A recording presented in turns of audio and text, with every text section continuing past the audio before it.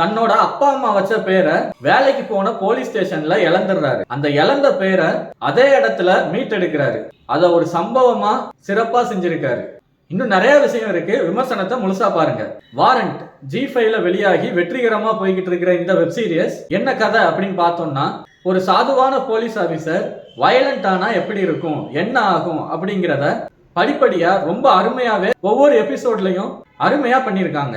Warrant இந்த web series முதல் 3 episode எப்படி இருக்கு அப்படின்னு பார்த்தோம்னா, அந்த ஹீரோவா போலீஸா வர்றவர் யாரு, அவரோட ஃபேமிலி பேக்ரவுண்ட் என்ன, அவரோட ஒரிஜினல் கேரக்டர் என்ன, எதுக்காக எப்படி இந்த போலீஸ் வேலைக்கு வந்து சேர்றாரு அப்படிங்கிறத முதல் 3 எபிசோட்ல ரொம்ப சைலண்டா காட்டியிருக்காங்க.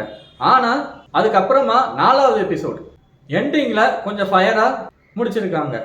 5th எபிசோடு ஸ்டார்டிங்லயே ஒரு எரிமலை வெடிக்கிற மாதிரி அது வரைக்கும் அமைதியா இருந்த ஹீரோ ரொம்ப வயலண்டா வெளியே வர்றாரு.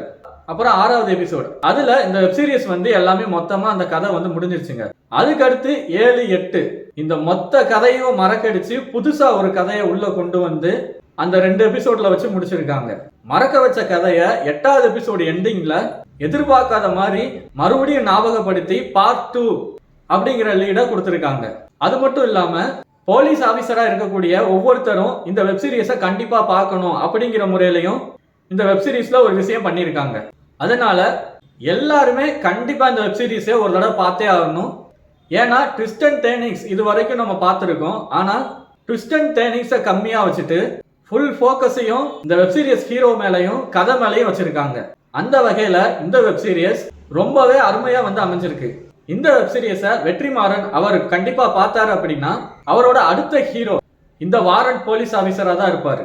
ஒரு டைரக்டர் இந்த அளவுக்கு நடிக்க முடியுமா அப்படிங்கிறத இவர் இதுல ப்ரூவ் பண்ணியிருக்காரு. விஜய் சேதுபதி, சூரி வரிசையில இந்த வாரண்ட் ஹீரோவும் வெற்றிமாறன் அவர்களோட படைப்புல கண்டிப்பா இடம் பெறுவார் அப்படிங்கிறதுல என்ற ஒரு மாற்றமும் இல்லை அப்படிங்கிறது என்னோட கருத்து. இது வரைக்கும் நம்ம நிறைய வெப் சீரிஸ் பார்த்திருப்போம். ஆனா இந்த வெப் சீரிஸ் பார்க்குறவங்களுக்கு ரொம்ப ஒரு புதுவிதமான அனுபவத்தையே கொடுக்கும். மிஸ் பண்ணிடாதீங்க. உடனே G5ல இந்த 8 எபிசோடையும் பார்த்து உங்களோட கருத்துக்களை தெரிவிங்க. இதோட நான் அடுத்த விமர்சனத்துல வந்து சந்திக்கிறேன். நன்றி, வணக்கம்.